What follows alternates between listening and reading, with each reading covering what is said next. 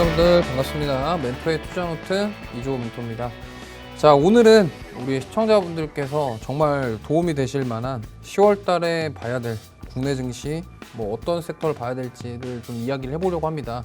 사실 8월 달부터 9월 달까지 시장 분위기 매우 안 좋았고 지금 10월 달 들어와서도 사실 뭐 여러 가지 대내외 변수들로 인해서 국내 증시 정말 힘든 흐름 나오고 있습니다. 특히나 이번 주에 삼성전자 같은 경우는 6만 원을 살짝 이탈하는 흐름까지 나왔기 때문에 더더욱 또 심리적으로 좀 위축되고 좀 답답하실 그런 상황이라고 생각을 합니다. 그렇기 때문에 이러한 상황일 때 오히려 10월 달에 좀 어떤 섹터를 봐야 될지 이러한 것들에 대해서 오늘 알아보고요. 하나씩 이야기해 보도록 하겠습니다.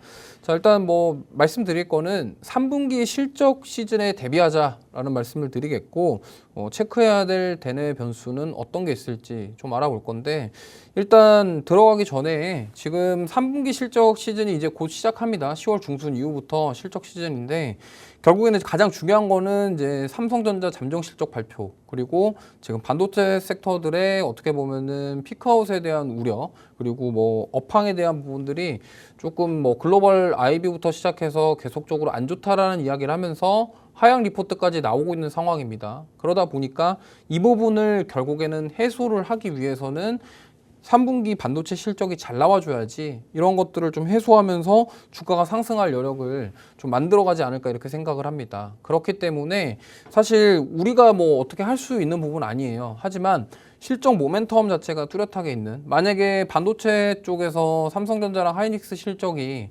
예상했던 것보다 더 안 좋게 나오거나 좀 잘 나왔음에도 불구하고 좀 앞으로에 대한 그런 가능성 자체 그런 가이던스나 이런 부분들 자체가 좀 안 좋다고 할 경우에는 추가적으로 하락할 위험성도 있기 때문에 이 점은 감안하시면서 10월달 좀 봐야 될 섹터를 대비해 보시면 좋을 것 같습니다. 자, 그래서 오늘 하나씩 이야기 나눠보도록 하겠습니다. 자, 첫 번째로 자, 많은 분들이 정말 궁금해하실 게 3분기 반도체 실적은 어떻게 될 것인가 뭐 이 부분인데 지금 뭐 뉴스에 많이 나오는 게 사실 삼성전자가 지금 연저점을 경신을 했고 그리고 또 맥쿼리에서 목표 주가를 거의 50% 하향 조정을 한 리포트가 나왔습니다. 그러다 보니까 지금 투심 자체가 뭐 국내에 투자하시는 많은 분들이 삼성전자 이거 얼마나 더 빠지는 거야? 이렇게 생각을 많이들 하실 텐데 실제로 10월 달에 삼성전자 매도세가 좀 또 나오고 있고요. 특히나 9월 달에 정말 외국인들이 많이 팔았습니다. 많이 팔았고 10월 달도 계속적으로 이러한 매도세가 이어질 것이냐. 근데 저는 일단 잠정 실적이 나오고 실적이 나오면은 뭔가 터닝 포인트가 되지 않을까 이렇게 생각을 합니다. 지금 보면은 계속적으로 이러한 하향 리포트들이 글로벌 IB에서 나오는 이유가 가장 큰 이유가 메모리 반도체 업황에 대한 부진인데 우리가 흔히들 알고 계시는 레거시 반도체가 메모리 반도체입니다. 보통 이제 D램이라던가 SD, 뭐 낸드, SSD, 낸드 이런 하드디스크나 이런 쪽이거든요. 그러니까 결국에는 저장을 하는 메모리 쪽 이러한 쪽에 대한 부분들이 지금 수익성의 악화, 업황의 부진 이런 부분들 그리고 하이닉스 실적도 시장 눈높이를 못 맞출 것이라고 하면서 목표가 하향에 대한 이야기가 나오고 있는데 뭐 어떠한 증권사는 이런 얘기도 합니다. 악재는 주가에 이미 선반영되었다. 그렇기 때문에 앞으로 업황 우려보다는 주가는 더 반등할 수 있지 않을까 이런 얘기들도 나오고 있습니다. 근데 우리 입장에서는 이게 누가 정답이고 앞으로 어떻게 될지는 솔직히 알 수 없어요. 그렇기 때문에 지금 뭐 만약에 여기가 바닥이냐 아니면 비중 확대를 해야 되냐 내가 신규 접근을 해야 되냐 이렇게 고민을 하고 계신다고 한다면 일단 돌다리도 두드려보고 건너는 게 좋다라는 말이 있듯이 3분기 실적 발표까지는 조금 기다려보는 게 좋지 않겠냐라는 말씀을 드리겠고요. 주가적인 측면에서 가격적인 부분은 상당히 매력적입니다. 지금 삼성전자가 22년도 9월 달이었죠. 그때 저점이 5만 1,200 부근이었어요. 5만 1,000원에서 5만 2,000원 부근이었는데 사실 지금 그 저점을 향해서 달려가고 있는 것이 아니냐라는 얘기도 나오고 있습니다만 사실 주가라는 것이 저점을 맞추고 고점을 맞추고 이러한 부분들은 쉽지 않습니다. 그래서 화면에 나오겠지만 지금 보시면은 차트를 좀 줄여보면 이때요. 이때 우리가 22년도 정말 힘들었죠. 여기 보시면 주봉으로 좀 볼게요. 좀 보시면은 22년도거든요. 이때가 가장 많이들 힘들었을 그때입니다. 연준에서 금리를 계속 올리고 그럴 상황에 이제 저점이 51,800원이었습니다. 그렇다고 한다면 여기만 이탈을 하지 않는다고 한다면 아직까지 추세가 완벽하게 무너진 건 아닌데 사실 추세를 무너뜨리려고 하는 모습이 나오고 있긴 해요. 그렇다고 한다면 만약에 내가 삼성전자를 조금 사보고 싶다 한다고 한다면 저는 일단 52,000원대 구간 52,000원에서 55,000원 사이 구간대에서 한번 그때부터 좀 눈여겨보시면 어떨까 이렇게 생각을 하고 있는데 뭐 사실 요즘에 흐름 보시면 이게 갑자기 외부 뉴스라던가 이슈에 의해서 급등이 나오기 때문에 알 수가 없습니다. 그렇기 때문에 삼성전자는 제 기준으로는 한 52,000원에서 55,000원 구간까지도 아래로 열려있기 때문에 만약에 3분기 실적이 또 안 좋게 나오면은 충격을 거기까지 받을 가능성이 있다라는 점을 꼭 감안하셨으면 좋겠습니다. 자, 그래서 지금 보면은 반도체 9월 수출은 굉장히 잘 나왔는데 사실 이게 누구 말이 맞는 거냐에 대해서 궁금하실 텐데 실제로 수출이 잘 나왔습니다. 반도체 수출이 9월달 사상 뭐 최대라고 합니다. 136억 달러. 근데 왜 주가는 이럴까요? 주가라는 것은 선반영이 됩니다. 근데 물론 이제 이 수출 데이터는 어떻게 보면은 과거에 뭐 이런 발주라던가 이런 것들에 대한 매출이고, 근데 이제 앞으로, 그러니까 주식이라는 게 참 그래요. 이게 앞으로의 성장성, 앞으로의 기대값 이런 것들이 지금 주가에 반영되고 있기 때문에 수출은 물론 잘 나왔지만 결국에는 이 글로벌 증권사부터 시작해서 계속적으로 하향 리포트가 나오는 이유 중에 하나가 앞으로의 수익성, 앞으로의 돈벌이 이런 것들에 대한 우려다라는 점 참고하시면 좋겠고, 수출 데이터가 잘 나왔으니까 주가가 올라갈 것이다. 뭐 그럴 수도 있겠죠. 하지만 수출 데이터가 지금 잘 나왔으나 앞으로가 안 좋을 것 같다라는 것 때문에 지금 빠지고 있다. 이렇게 좀 해석을 해보시면 좋을 것 같고요. 물론 저는 뭐 우리 많은 투자자분들과 저도 마찬가지고 코스피가 3,000을 넘어가기를 원하고 삼성전자가 10만 원 가기를 다들 원하실 겁니다. 그렇기 때문에 어떻게든 올라가긴 가겠죠. 하지만 그때가 언제냐? 그럼 올겨울은 반도체 섹터 겨울이냐? 이러한 흐름이 3분기 실적에 달려있다. 제가 이렇게 여러 번 강조하는 이유는 그만큼 그 시기가 중요하다라는 점이기 때문에 꼭 참고하셔서 보셨으면 좋겠고요. 물론 지금 이 수출 데이터만 따지고 봤을 때 올해 하반기 남은 마지막 분기도 이러한 수출 데이터가 계속적으로 증가할 가능성이 충분히 있어요. 하지만 이제 계속적으로 우려스러운 부분들을 저는 실적으로 좀 증명해 줬으면 좋겠다라는 생각입니다. 그렇기 때문에 당분간은 조금 이런 흐름들이 이어질 수도 있고, 만약에 정말 3분기 실적이 잘 나온다 그러면 진짜 드라마틱하게 터닝 포인트가 될 수도 있다라는 점 참고하셨으면 좋겠습니다. 자, 그래서 계속 말씀드리지만 반도체 섹터 저가 매수의 기회냐, 관망할 때냐, 일단 가장 큰 부분은 메모리 반도체 피크아웃, 업황에 대한 부분들, 그리고 또 외국인의 수급이 지금 돌아오지가 않고 있어요. 무슨 말이냐면, 자, 일본이 금리 인상한다고 그러고 그다음에 중국은 경기 부양책을 한다고 합니다. 근데 중국 증시가 정말 단기간에 굉장히 큰 상승이 나오고 있죠. 근데 지금 사실 일본이랑 우리나라 같은 경우는 이렇게 되면은 오히려 미국에서 금리 인하했고 그다음에 일본이 금리 올리고 중국이 경기 부양책 하면서 오히려 지금 신흥국 쪽에, 그러니까 달러 인덱스 가치가 좀 하락하는 것이 아니냐. 그러면 원달러 환율이 내려오면서 국내 증시의 수급도 돌아올 수 있지 않느냐. 이렇게 생각해 볼 수 있는데 맞는 말이거든요. 근데 지금 이상한 거는 외국인들의 수급이 전혀 돌아오지가 않아요. 그러니까 무슨 말이냐면 9월 달 한 달 내내 지금 삼성전자 많이 팔았고요. 그 다음에 10월 달 들어와서도 지금 수급 자체가 썩 좋아지지 않고 있습니다. 삼성전자 같은 경우가 그렇거든요. 그렇기 때문에 지금 보시면은 저기 화면에 보시면 개인들만 열심히 사고 있죠. 그리고 지금 9월 달까지 뭐 기관이 조금 사주는 듯 했습니다만 결국에는 뭐냐? 외국인은 또 팔고 있습니다.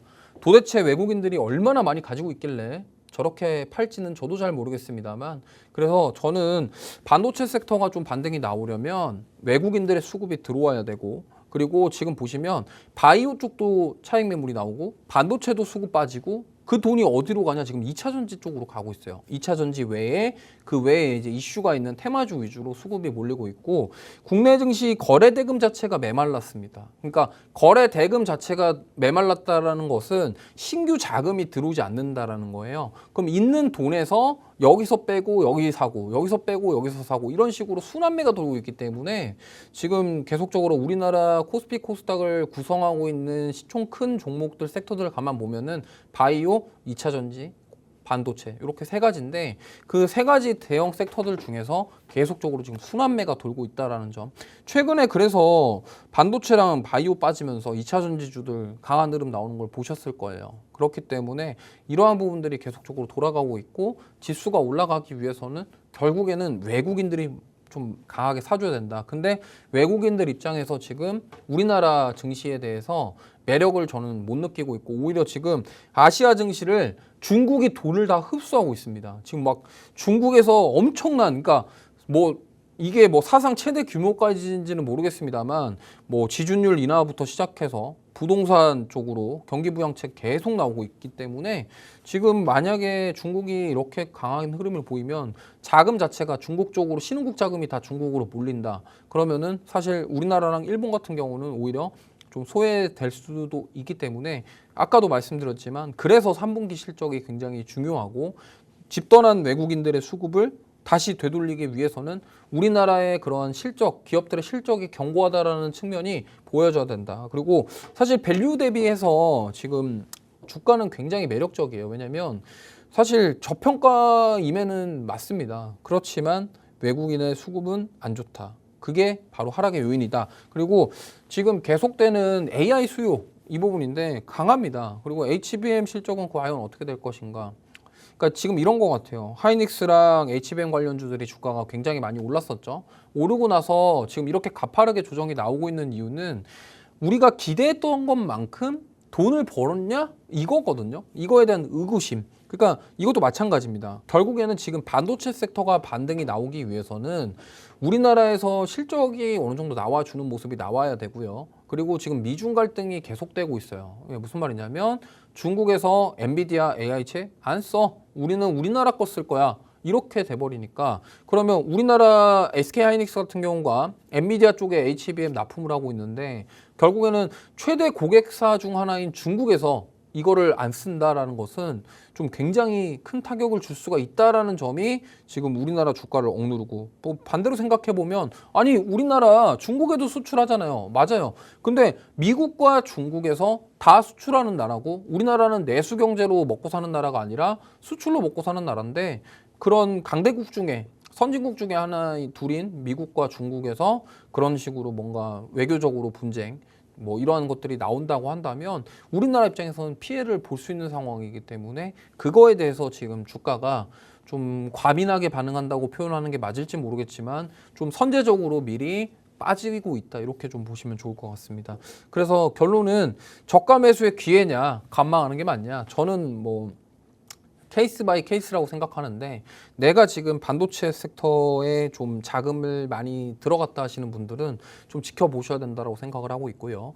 만약에 내가 여태껏 반도체 섹터를 안 갖고 있었는데 내가 바이오로 수익을 많이 냈다가 반도체를 한번 사볼까? 이렇게 신규 접근하신다고 그러면 저는 충분히 괜찮다. 하지만 지금 이미 비중이 많이 들어가서 저 위에서 이미 가지고 계신 분들은 좀 여기서 만약에 비중을 확대했다가 만약에 3분기 실적 발표 이후에 추가적으로 충격이 나오면 버티기가 어려워지거든요. 그렇기 때문에 관망하시는 게 좋겠다. 이렇게 좀 말씀드리겠습니다. 자, 그래서 오늘 뭐 제가 10월 달 봐야 될 섹터 말씀을 드렸는데 첫 번째로 반도체입니다. 반도체인데 봐야 돼요. 왜냐면 사실 코스피가 이게 올라가기 위해서는 반도체 섹터가 힘을 내줘야 됩니다. 우리나라는 사실 코스피 딱 보시면 삼성전자랑 SK하이닉스가 시총 거의 30% 이상 차지하고 있거든요.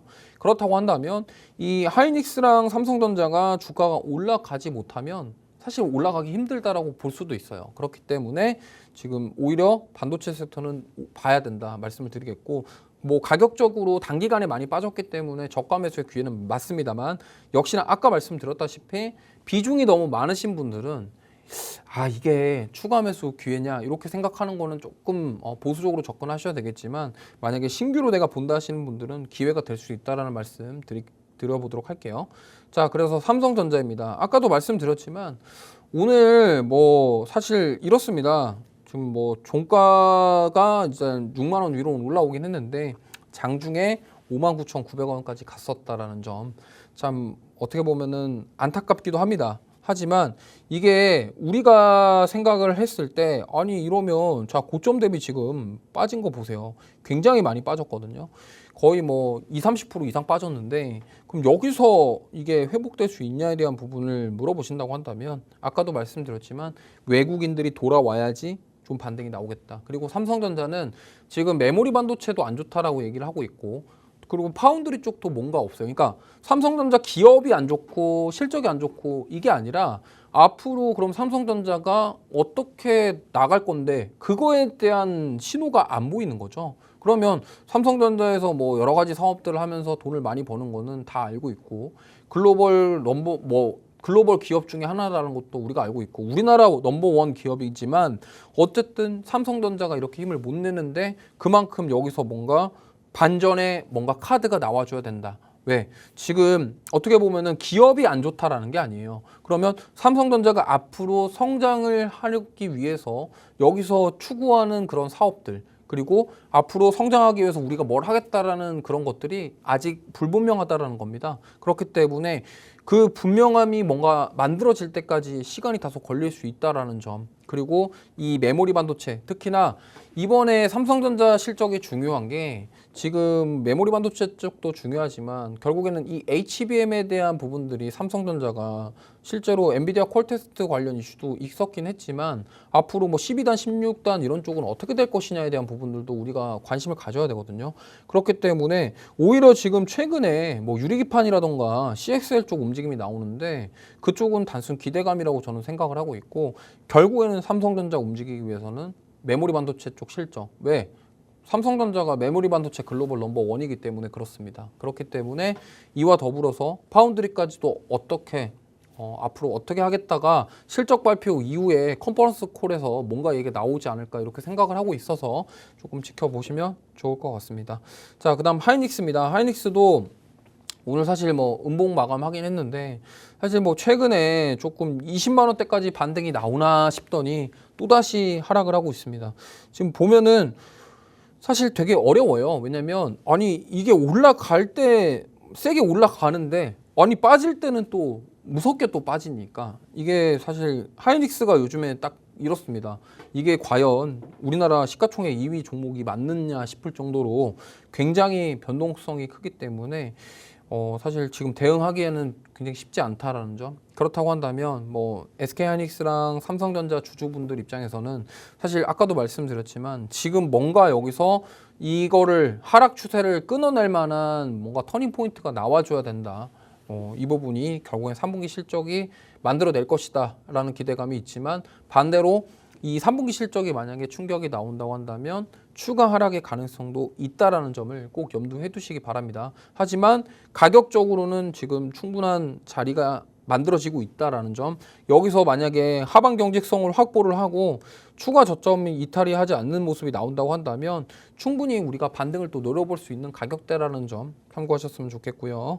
그 다음 자 이수페타시스도 가져왔는데 사실 이 종목도 지금 뭐 하이닉스와 별반 다를 바 없는 움직임이 나오고 있어요. 지금 보시면 뭐 이수페타시스 같은 경우는 AI 가속기와 그다음에 서버용 MLB 기판 그러한 부분들로 인해서 7월 달까지 굉장히 상승이 나왔다가 정말 급속도로 차익 매물이 강하게 나오면서 지금 뭐 주가는 힘을 내지 못하고 있습니다. 하지만 저는 이거를 좀 보고 싶어요. AI에 대한 수요는 아직 살아있고 지금 미국의 빅테크 기업들이 계속적으로 데이터 센터라던가 이런 데 투자를 하려는 모습이 나오고 있기 때문에 결국에 우리가 승부를 봐야 될 거는 서버 쪽입니다. 그러니까 지금 뭐 스마트폰이라던가 그다음에 일반 데스크탑 PC 시장에 대한 그런 판매량은 줄어들고 있지만 지금 서버 쪽의 매출이 계속 받쳐주고 있거든요. 그래서 하이닉스랑 삼성전자 마찬가지입니다. 결국엔 서버향 수요를 우리가 봐야 되기 때문에 이수페타시스도 이 MLB 기판에 대한 서버 쪽 수요가 분명히 있다라는 점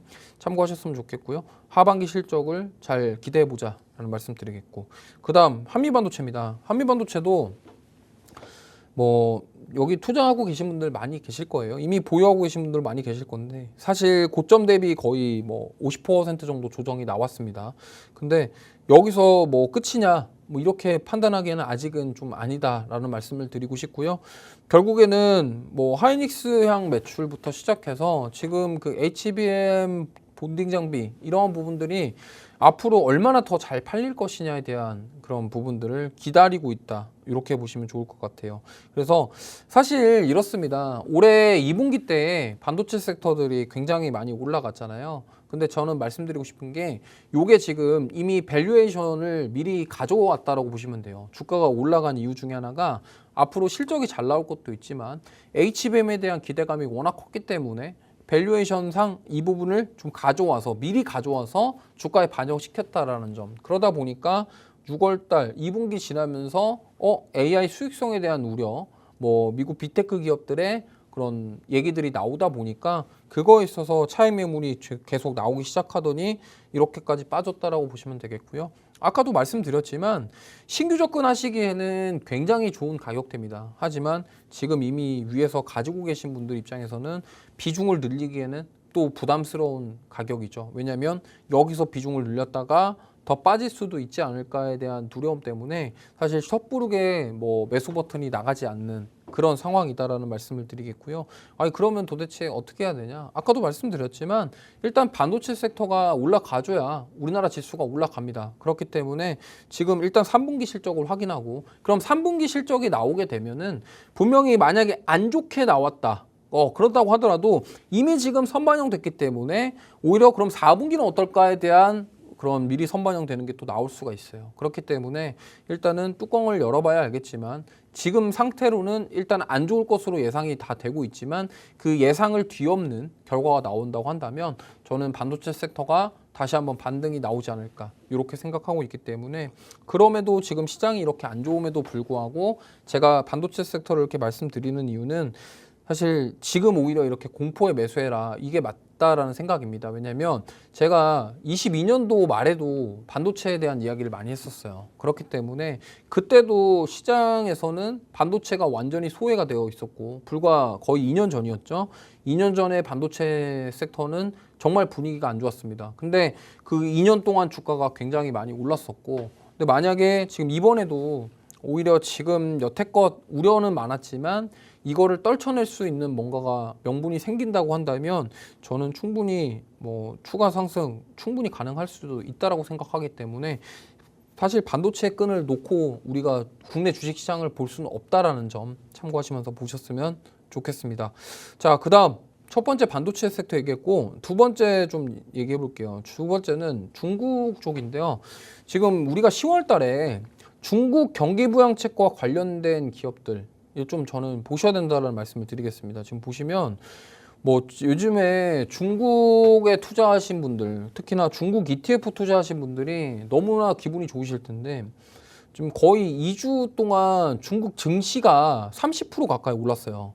그러니까 이게 무슨 말이냐면 뭐 상해 종합지수부터 시작해서 심천 그다음에 홍콩 지금 저기 차트가 저게 종목이 아니에요. 종목이 아니고 한 나라의 지수입니다. 지금 상해 종합지수거든요.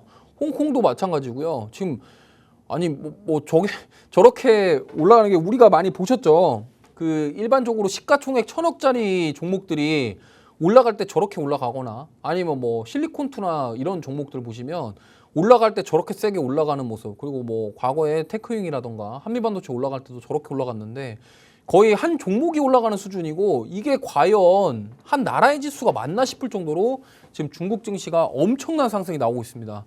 근데 이 경기 부양책이 과연 아니 저는 이렇게 생각해요. 4년 동안 경기 부양책을 했는데도 중국 경제가 살아나지 못해서 이번에 이렇게 경기 부양을 하는데 만약에 이게 경기 부양이 안 된다라고 판단이 되면은 저것은 그대로 또 하락할 수 있는 원인이 될 수도 있습니다. 그렇기 때문에 그럼에도 불구하고 시장에서 지금 강하기 때문에 우리는 이걸 봐야 된다라는 말씀을 드리겠고, 특히나 지금 중국과 관련된 소비주들 잘 보셔야 된다. 특히나 지금 보면은 철광 그리고 뭐 후판 이런 쪽이 올라가서 최근에 조선주들이 빠졌어요. 오히려 중국 경기 부양책 얘기가 나오니까 조선주들이 빠졌고, 그리고 그 외에 이제 뭐 화장품이라던가 카지노 그리고 의류 이쪽이 지금 주가가 잘 올라가는 이유가 바로 중국 경기 부양책이고, 지금 이번에 중국이 또 큰 그런 명절 같은 거를 휴일을 앞두고 있는 상황에서 지금 뭐 이런 쪽에서 소비가 더 늘어나지 않을까 이런 얘기가 나오고 있기 때문에 우리는 이쪽을 좀 보셔야 된다는 말씀 드리겠습니다. 그리고 사실 이래요. 중국에서 경기 부양을 하게 된다고 한다면 아니 우리나라랑은 상관이 없거든요. 근데 사실 우리나라 증시는 뭐 중국의 영향도 받고 일본의 영향도 받고 미국의 영향도 받기 때문에, 물론 중국이 경기 부양을 하는 것 자체가 그러면 우리나라에서 중국 사람들이 소비를 많이 하니까 올라갈 수도 있지 않을까 해서 지금 경기 부양책 관련돼서 소비주들이 올라가는 것이고, 아니 그러면 그 외의 종목들은 중국에다가 수출 많이 하고 이런 쪽은 좋은 거 아니에요? 볼 수가 있는데 그게 또 안 그런 게, 중국만 보면은 그렇지만 이게 또 미국이랑도 엮여 있고요. 연결고리가 다 있습니다. 그러다 보니까 중국은 성향 자체가 지금 내수 경제로 먹고 살 수 있는 나라이기 때문에 중국은 우리 그냥 수출만 하고 수입 안 할 건데 이렇게 또 돼버리면 얘기가 달라져요. 그렇기 때문에 중국에서 어쨌든 자국의 증시를 부양하려는 그런 강한 흐름이 오히려 돈이 중국 쪽으로 몰리게 만들어 버리는, 정말 어떻게 보면은 중국이 그 많은 인구와 그런 걸 통해서 정말 이 주식시장에까지도 정말 엄청난 영향을 미치고 있다라는 점, 저는 다시 한번 우리가 생각해 봐야 될 때가 아닌가 이렇게 생각합니다.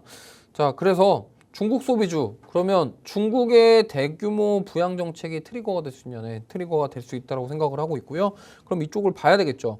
보시면 대표적으로 이제 코스맥스라는 종목입니다. 사실 이 종목이 2분기 실적 발표하고 나서 굉장히 급락이 나왔거든요. 아모레퍼시픽도 마찬가지인데, 왜냐면 지금 중국에 대한 매출이 떨어진다라는 점이 발목을 잡았어요. 그러면서 빠졌는데 막상 그렇게 해서 주가가 빠졌는데 빠지고 나서 보니까 중국이 경기 부양책을 하네. 그러면 중국 매출 비중이 높은 이런 코스맥스나 한국콜마나 아모레퍼시픽 같은 기업은 기회가 될 수 있지 않을까. 그러면서 지금 반등이 나오고 있다. 이렇게 좀 보시면 좋을 것 같아요. 그래서 아니 코스맥스가 중국의 매출이 어느 정도인데 매출이 상당히 큽니다. 중국 비중 매출이 크기 때문에 주가에 고스란히 반영되고 있다. 그리고 지금 중국 사람들이 화장품 쪽이나 이런 쪽을 소비를 많이 한다고 해요. 그러다 보니까 이러한 부분들까지도 기대감이 작용이 되고 있다. 이렇게 보시면 되겠고, 그다음에 FNF는 이제 우리가 흔히 알고 있는 의류 쪽입니다. 여기 브랜드가 이제 MLB라던가 뭐 여러 가지 브랜드를 가지고 있는 그런 기업인데, 사실 8월 5일 날 이후에 지금 굉장히 주가가 회복이 강하게 일어나고 있습니다. 그러다 보니까 지금 중국 소비와 관련돼서 의류 쪽, 그러니까 이 FNF만 움직이는 게 아니라 지금 대부분의 의류 종목군들이 다 일제 이렇게 상승이 나오고 있어요. 그러다 보니까 이런 쪽도 우리가 다시 한번 봐야 될 때가 아닌가. 왜 중국에서 저렇게 경기 부양책을 꺼내 들었는데 갑자기 그러다가, 물론 이제 이런 건 있겠죠. 저렇게 경기 부양을 하는데 중국 소비가 안 올라와. 그러면은 다시 한번 눌릴 수는 있겠지만, 지금 우리가 매매하는 관점에서 이런 포인트들을 활용을 해가지고 좀 관련 종목군들을 공략을 해서 단기적으로라도 수익을 챙길 수 있는 그런 여건이 된다라는 말씀을 드리고 싶습니다. 그다음 자, 브랜드 엑스 코퍼레이션인데요. 여기도 의류 쪽인데 이 약간 여성분들이 요가 하시거나 필라테스 할 때 입으시는 그런 스포츠 의류, 이런 쪽으로 지금 판매를 많이 하고 있는데, 여기가 안다르 이런 거 인기가 굉장히 많다고 해요. 그렇기 때문에 사실 뭐 주가가 왜 이렇게 올라갈까? 이 종목은 지금 거의 52주 신고가 경신했거든요. 그렇기 때문에 이러한 레깅스라던가 이런 쪽이 굉장히 잘 팔리고 있다고 합니다. 그러다 보니까 주가가 이렇게 힘을 내고 있다. 근데 여기서 이걸 따라갈 수 있겠냐? 뭐 사실 주가만 봤을 때는 따라가기 좀 부담스러운 가격대이긴 합니다만, 근데 우리는 과거에 다 알고 있습니다. 이렇게 고점을 돌파하는 종목군들이 한번 시세가 나오면은 거기서 추가로 더 상승하는 경향이 있고요. 그렇기 때문에 이 종목이 만약에 이 12,000원대 구간에서 가격을 지켜준다고 한다면 제가 봤을 때는 추가 상승 여력도 있다라는 점 참고하셨으면 좋겠고요. 어쨌든 중국과 관련된 기업들 우리가 유심히 봐야 됩니다. 물론 뭐 철강 관련 기업들도 있고요. 중국에서 최근에 올라오는 게 철강, 화학 이런 쪽도 있는데 물론 그런 쪽도 보시면 좋겠지만 대부분 우리나라의 그 철강, 화학 그쪽은 좀 시가총액이 너무 커서 무겁죠. 무겁기 때문에 오히려 중국 소비주와 관련된 부분들 보시면은 주가가 좀 아직도 덜 올라온 종목군들도 많이 있고요. 최근에 거래량이 실리고 힘 있는 종목군들이 있습니다. 그렇기 때문에 단기적으로 수익을 좀 내고 싶다 하신다고 한다면 이러한 중국에 대한 부양책 같은 경우는 지금 한순간에 뭔가 다시 사그라들거나 갑자기 부양한다고 했다가 안 한다라는 뉴스가 나오지 않는 한 그렇게 갑작스러운 급락이 나올 것 같지는 않거든요. 물론 단기 조정 가능성이 있습니다만 그렇기 때문에 앞으로 연속적인 시세가 나올 가능성도 있다라는 점을 참고하셨으면 좋겠고요. 자, 두 가지 섹터 봤는데 잠시 쉬었다 와서 또 다른 섹터와 오늘 탑픽주까지 이야기 한번 해보는 시간 갖도록 하겠습니다.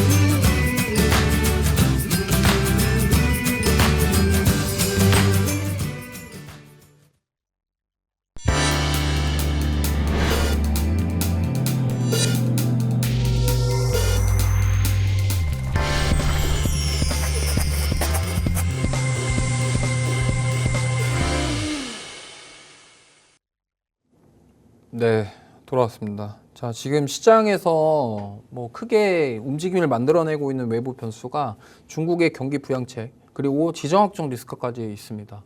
그렇기 때문에 지금 이스라엘이랑 이란도 지금 계속적으로 뭔가 이슈가 나오고 있고요. 뭐 미사일 포격이라던가 이런 얘기가 나오고 있습니다. 그렇기 때문에 뭐 사실 지금 뭐 전쟁이 나고 안 나고는 중요한 게 아닌데 그걸 통해서 지금 뭔가 원자재라던가 이러한 뭐 해상 운임 지수라던가 이런 게 움직임이 나오고 있기 때문에 이러한 쪽도 우리가 안 볼 수가 없다라는 점. 지금 보시면은 자, 중동 지정학적 리스크 플러스 미국 항만 파업. 요게 지금 둘 다 엮였습니다. 무슨 말이냐면 미국 동부 항만이 47년 만에 파업을 했다고 합니다. 그러면서 지금 해상 운임 급등에 대한 우려가 있는데 지금 미국만 그런 게 아니라 캐나다도 지금 파업을 했어요. 그렇기 때문에 이게 지금 여기서 만약에 이렇게 큰 나라에서 파업을 하게 되면요, 이거에 대한 운임비가 굉장히 늘어나게 돼요. 그러다 보니까 지금 보시면은 800만 원 받던 컨테이너 운임 지수가 4천만 원까지 올랐다고 합니다. 이게 지금 5배가 올랐거든요.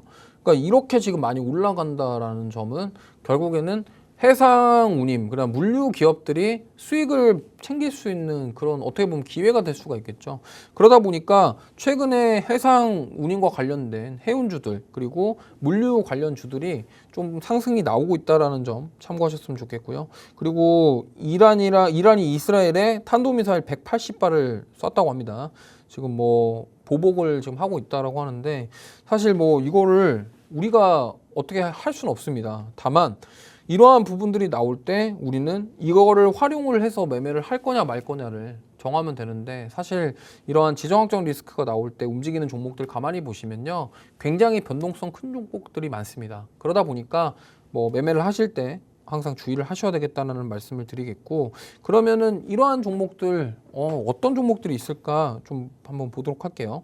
자, 첫 번째로는 아까도 말씀드렸던 이 경기 부양과 항만 파업이 약간 겹쳤습니다. 지금 해운 물류 쪽. 첫 번째로 태웅로직스인데 이 종목은 지금 요 화면에는 양봉인데요. 오늘 종가가 음봉 마감했습니다. 그래서 제가 말씀드리고 싶은 게 변동성이 굉장히 크다. 그렇기 때문에 우리가 매매를 하실 때 항상 조심하셔야 됩니다. 이런 변동성이 큰 종목들은 사실 조심해야 되는 게 지금 보면은 아니 장중에 저렇게 차익 매물이 크게 나왔지만 이러다가 또 다음 거래일에 또 올라가는 경우도 굉장히 많아요. 그러다 보니까 야 이걸 우리가 어떻게 해야 되냐. 사실 이거는 좀 소액으로 투자를 하시면서 좀 접근을 하시면은 트레이딩 관점으로 접근하시면 괜찮은데 이걸 가지고 막 수익을 내가 이때 한몫 잡아가지고 크게 되겠다 이렇게 하시면서 좀 비중이 크게 들어가게 되면은 저 변동성을 견디지 못하고 오히려 좀 크게 손실이 나거나 손절을 하게 되는 그런 결과가 만들어질 수도 있다라는 점을 꼭 참고하셨으면 좋겠습니다. 뭐 태운로직스 최근에 계속적으로 좀 상승세가 나오고 있기 때문에 거래량이 좀 많이 터졌고 사실 음봉 마감했습니다만 거래량이 나왔고 지금 매물 소화를 하고 있다라고 한다면 여기서 만약에 지정학적 리스크가 계속 부각되고 저런 미국에 대한 항만 파업이라던가 이런 것들이 장기화가 된다고 한다면 이 운임지수가 계속 올라가게 되면서 추가적인 시세가 나올 가능성도 있다라는 점을 꼭 참고하셨으면 좋겠습니다. 다만 변동성이 굉장히 크기 때문에 매매를 하실 때 주의하셨으면 좋겠습니다. 자, 그 다음 종목은 HMM인데요. 사실 이 종목은 정말 말도 많고 탈도 많은 종목 중에 하나입니다. 움직일 때 정말 좀 안 움직이기도 하죠. 왜냐하면 워낙 좀 무겁습니다. 무겁기도 하고 사실 그러다 보니까 실적 모멘텀은 뚜렷해요. 이번에 뭐 밸류업 지수에도 포함이 된 종목이기도 하고요. 그러다 보니까 저는 만약에 이렇게 생각합니다. 이게 해상 운임 지수가 계속 올라가는 모습이 나온다고 그러면 한 번쯤은 급등을 할 수 있지 않을까. 그렇기 때문에 단기적으로 시세가 나올 가능성이 높기 때문에 한번 지금 보셔도 괜찮을 것 같다라는 말씀 드리겠고요.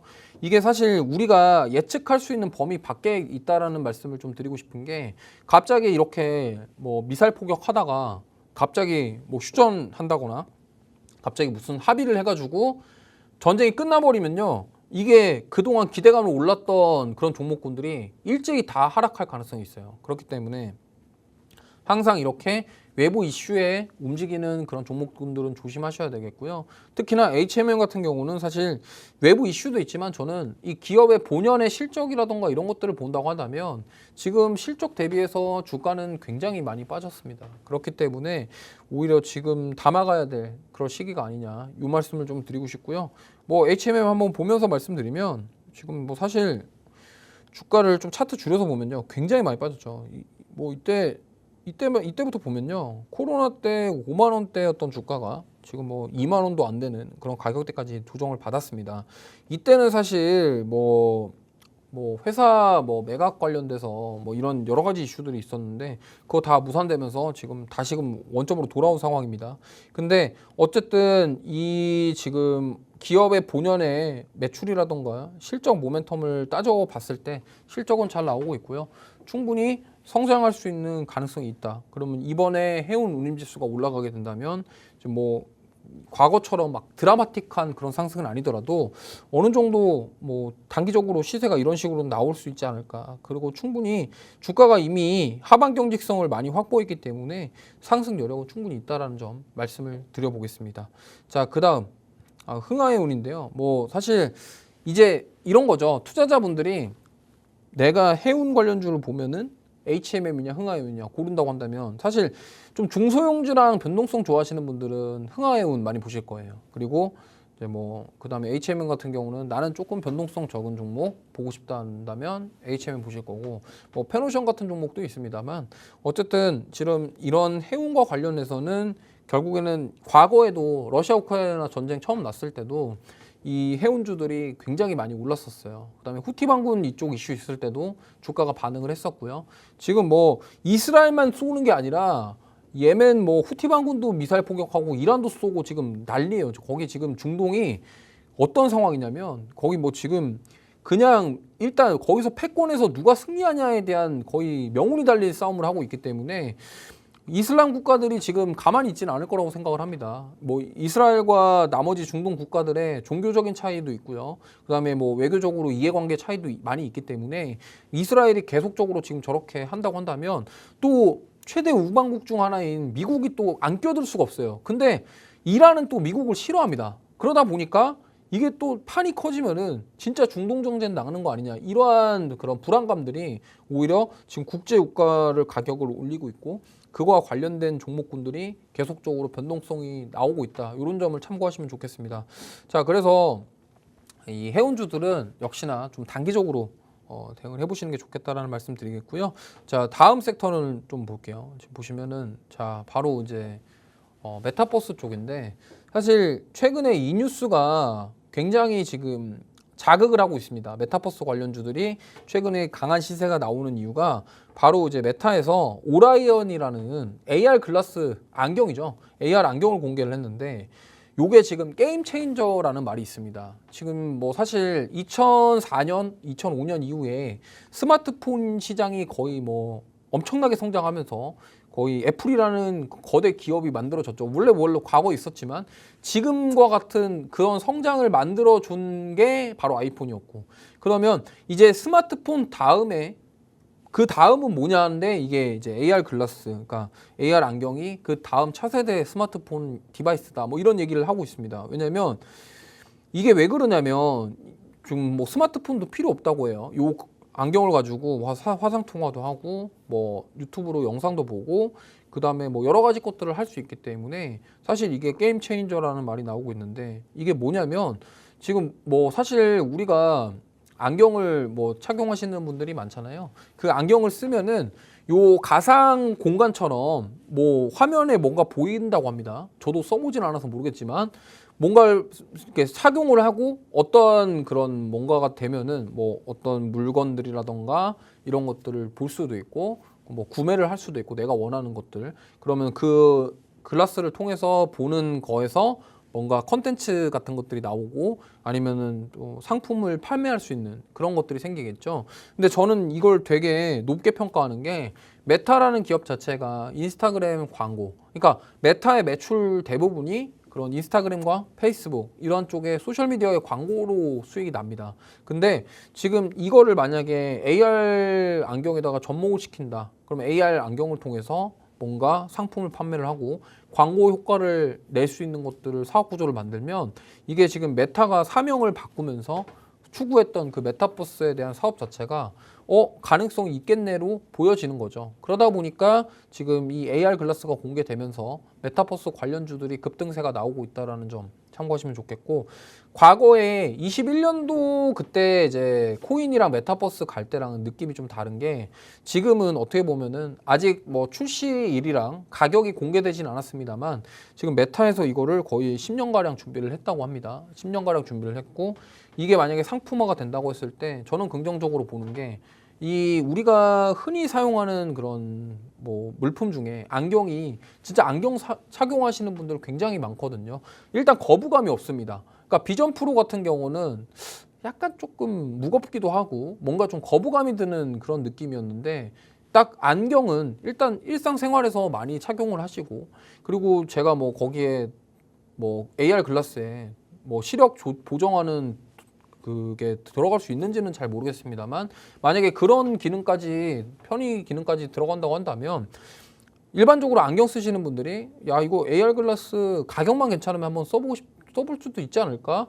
옛날에 그 영화에서 나왔던 아이언맨이 그 쓰셨던 그 안경인데 검은색 풀테입니다.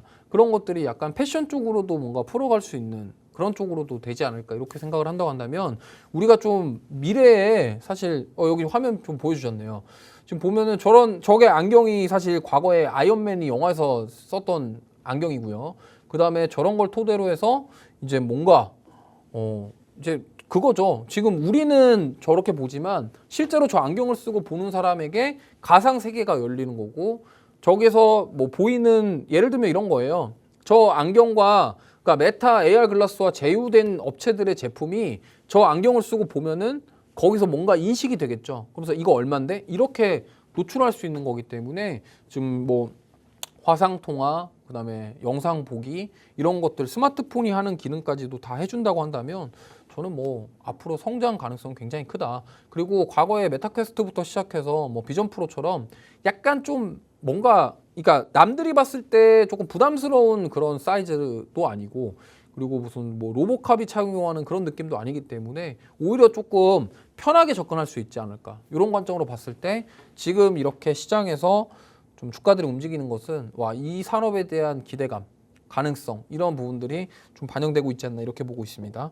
자, 그래서 이거와 관련된 기업들을 볼 건데 스마트폰 이후에 대세 기기로 뭐 가능성이 충분히 있다고 생각합니다. 첫 번째로 자이언트 스텝입니다. 지금 뭐 자이언트 스텝 같은 경우는요. 주가 굉장히 많이 빠졌어요. 보통 지금 메타버스 관련주들이 고점 대비 거의 90% 이상 빠졌습니다. 그만큼 정말 조정을 많이 받았는데 이제 최근에 거래량이 나오면서 좀 반등이 나오고 있어요. 근데 뭐 이거를 사실 우리가 해석의 차이일 수도 있겠지만 그러면 만약에 저 AR 글라스가 잘 안 팔리면은 또 빠질 수 있지 않겠냐? 뭐 그럴 수 있겠죠. 근데 만약에 저 AR 글라스를 토대로 해서 뭔가 신규 사업과 연결할 수 있는 게 생기고 기업들이 저거를 활용해서 뭔가 하려고 한다고 한다면 충분히 주가 상승 여력이 있다. 그리고 이러한 AR 글라스와 관련된 기술을 가지고 있는 기업들 이런 쪽들은 우리가 보셔야 된다는 말씀드리겠고요. 뉴프렉스 마찬가지입니다. 뉴프렉스 같은 경우도 이 FPCB를 공급하는 과거에 이력이 있기 때문에 이거와 관련돼서 지금 부각이 받고 있고 최근에 시세가 나오고 있습니다. 보면은 뭐 과거에 사실 유프렉스 같은 경우는 모멘텀이 확실한 게 과거 메타 퀘스트 쪽에 납품했던 이력이 있고요. 이런 FPCB 관련해서는 지금 뭐 유프렉스가 시가총액도 낮을 뿐더러 요거에 대한 기대감들 그리고 과거에 비전 프로 처음에 나올 때도 유프렉스 주가가 굉장히 많이 올라갔었습니다. 그렇기 때문에 이러한 쪽으로 사업을 했다라는 경험과 앞으로의 성장성 이런 것들이 지금 반응을 하고 있다 이렇게 보시면 되겠고요. 그 다음 종목은 나온텍인데 이 라운텍 같은 경우도 이러한 지금 글라스 같은 데 보면요. 이런 마이크로 LED가 들어가야 됩니다. 근데 그 마이크로 LED에 대한 기술력을 가지고 있는 기업이에요. 그래서 라운텍은 사실 우리나라 팹리스, 반도체 팹리스 기업인데 이러한 설계라던가 그다음에 여러 가지 사업을 하고 있는데 지금 이쪽 마이크로 LED 쪽에 되게 집중하고 있고 여기에 관련된 특허 기술과 여러 가지 기술들을 가지고 있어서 만약에 이쪽으로 부각이 받는다. 만약에 AR 글라스 시장이 여기 가지고 있는 기술에 대해서 부각을 받는다고 한다면 상승이 나올 가능성이 높다라는 점. 자, 그래서 오늘 네 가지 섹터 말씀드렸습니다. 반도체, 그다음에 해운, 그다음에 AR, XR, 메타버스, 그다음에 뭐 또 여러 가지 말씀드렸는데 사실 뭐 지금 뭐 중국 뭐 소비주 이런 것까지 말씀드렸는데 뭐 저는 근데 오늘 탑픽주는 사실 이 섹터와 다른 걸 준비를 했어요. 왜냐면 지금 제가 말씀드린 섹터들은 당연히 보셔야 되겠지만 소문이 많이 났어요. 근데 지금 물론 소문도 많이 났지만 아직 지금 제가 봤을 때는 이쪽은 덜 움직였다고 판단을 해서 가져왔고요. 바로 HD 한국조선해양입니다. 왜 갑자기 뜬금없이 조선주냐? 지금 뭐 여러 가지 외부적인 이슈들, 불확실성이 큰 가운데 지금 조선주들에 대한 실적 모멘텀이 저는 뚜렷하다고 봐요.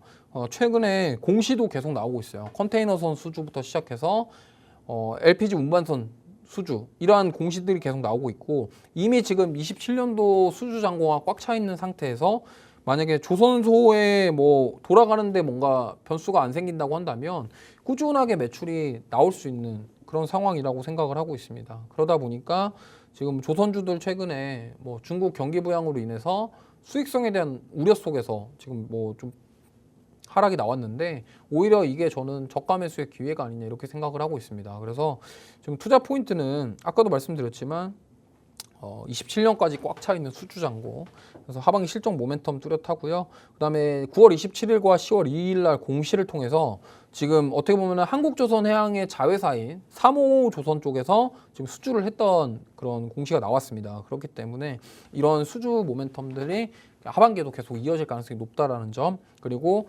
최근에 HD 현대 쪽에서 미국 해군이랑 하나호선처럼 이런 함정 분해 그러니까 잠수함이라던가 이런 쪽에 MOU 협력에 대한 기대감이 있고요. 그 다음에 여러 가지 불확실성이 큰 가운데서 실적 모멘텀이 뚜렷하다. 물론 화장품이라던가 기타 실적 모멘텀이 뚜렷한 곳들도 있지만 저는 오히려 조선 쪽이 모멘텀이 더 강하다라고 생각을 해요. 왜냐하면 만약에 지정학적 리스크가 계속되고 그 다음에 중국의 경기 부양책으로 인해서 국제 유가가 올라가게 되면요. 오히려 유가가 오르면은 그거에 대한 수혜를 받는 게 또 조선이기 때문에 이런 쪽으로 감안했을 때 보시면 좋겠고 특히나 이제 미국 대선의 결과에 상관없이 조선주들은 꾸준하게 저는 이런 실적 모멘텀 가져갈 것으로 생각을 하고 있기 때문에 보시면 좋을 것 같습니다. 그리고 아까도 말씀드렸지만 지금 계속적으로 수주가 나오고 있다는 점은 저는 굉장히 긍정적이라고 생각을 하고 있고요. 이 수주가 앞으로 만들어 나갈 그런 주가 흐름을 긍정적으로 가져올 것이다. 이렇게 생각을 하고 있습니다. 자, 오늘도 정말 고생 많으셨고요. 정말 이렇게 제가 10월 달에 봐야 될 섹터 4가지와 탑픽주까지 찝어 드렸으니까 10월 달은 이런 것들로 한번 준비를 해보셔서 수익을 챙겨보시는 한 달이 되셨으면 좋겠습니다. 자, 오늘도 고생 많으셨고요. 저는 다음 시간에 뵙도록 하겠습니다. 시청해주신 분들 감사합니다.